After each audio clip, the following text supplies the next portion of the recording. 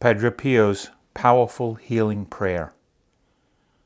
Heavenly Father, I thank you for loving me. I thank you for sending your Son, our Lord Jesus Christ, to the world to save and to set me free. I trust in your power and grace that sustain and restore me.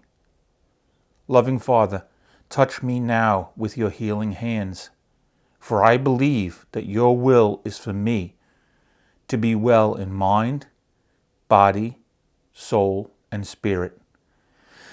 Cover me with the most precious blood of your Son, our Lord Jesus Christ, from the top of my head to the soles of my feet. Cast anything that should not be in me. Root out any unhealthy and abnormal cells.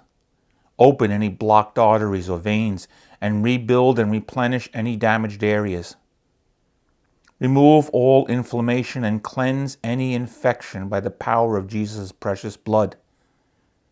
Let the fire of your healing love pass through my entire body to heal and make new any diseased areas so that my body will function the way you created it to function.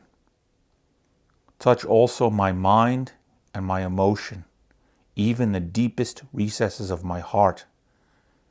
Saturate my entire being with your presence, love, joy, and peace, and draw me ever closer to you every moment of my life.